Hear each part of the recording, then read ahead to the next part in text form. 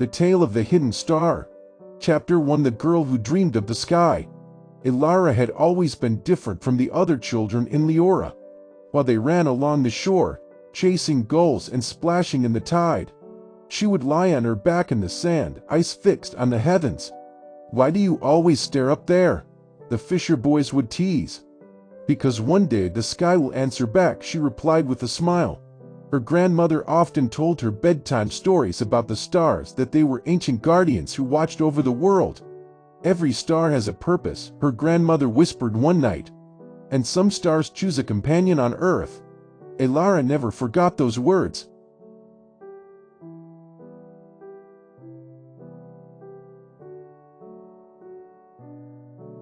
Chapter to the Falling Light. It happened on the last night of summer. A strange shimmer cut through the sky, brighter than any shooting star Elara had ever seen. It fell, not toward the sea, but into the dark forest beyond the cliffs. Her heart pounded. She grabbed her lantern and ran, her feet flying over roots and stone. There, hidden among moss, lay a fragment of pure light. When she reached out, it pulsed gently against her hand like a heartbeat. "Don't be afraid," a voice whispered, not from her ears but inside her mind. Startled, Elara gasped, Who are you?" "I am Kale," the light replied. "I am a star who has fallen. And if I do not return, a part of the night will remain broken."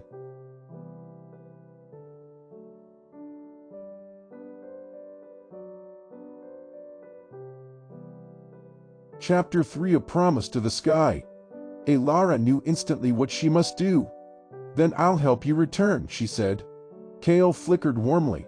"The journey will not be easy. The path to the skybridge is hidden, and shadows will try to stop us."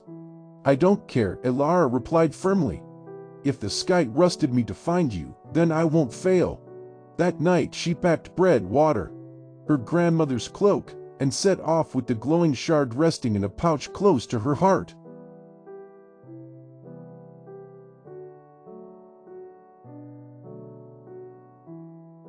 Chapter for the Whispering Marsh. Her first trial was the marshlands. Fog curled around her ankles, and the reeds whispered her name.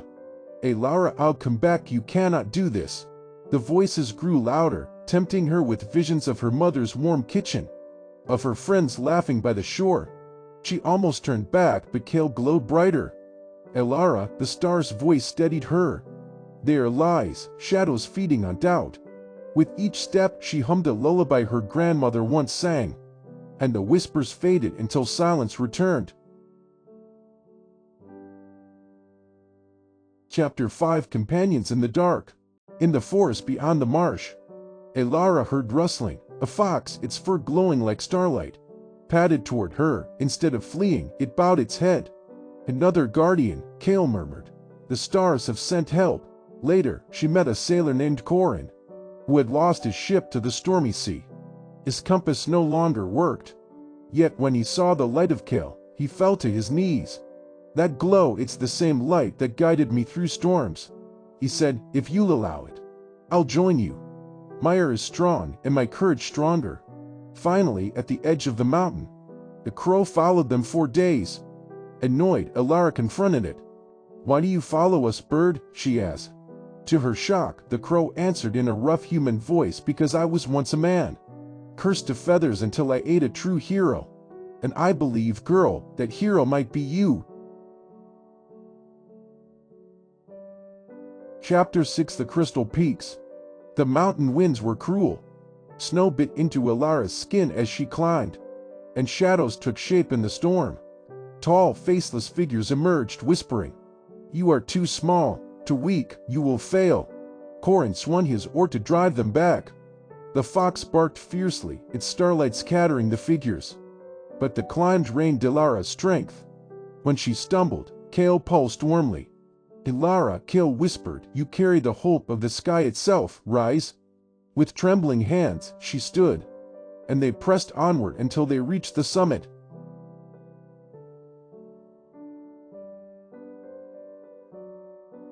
Chapter 7. The Forgotten Caverns. Beneath the mountains lay a cavern so dark it seemed to swallow all light. There, a beast waited, its form ever shifting. made of broken promises and abandoned dreams. Its eyes glowed like dying embers. "You cannot pass," it growled. "Give me the star and I will spare you." Elara stood firm, though fear gnawed at her. "No," she said. "You are made of despair, and I will not feed you." The battle was fierce. Scorn struck with his oar. The crow pecked and clawed, the fox leapt with blazing light. Finally Elara pressed Kale against the beast, and its darkness shattered into dust. Chapter 8: The Skybridge. At last, they reached a hidden place where clouds curved into a silver bridge rising into the heavens. Stars shimmered above, waiting. "This is where I must go," Kale said softly. Tears pricked Elara's eyes. "Will I ever see you again?" Kale glowed gently. "Look up at night, and I will always be with you." She lifted the fragment high and the wind carried Kale upward. Light exploded across the sky, brighter than dawn. A new constellation formed, a girl with her hands raised, forever known as the Keeper of the Star.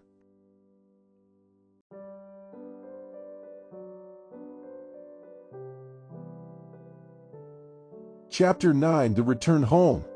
Elara descended the mountains with her companions. The crow transformed back into a man. Free at last, the fox disappeared in a shower of starlight.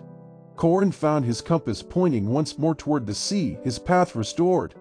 When Elara returned to Leora, the townsfolk no longer laughed at her dreams. Children begged for her stories, and sailors prayed to the constellation that bore her likeness. She lived a simple life, but whenever she walked the cliffs at night, she looked up and whispered, "Good night, Kale." And the stars always seemed to twinkle brighter in reply.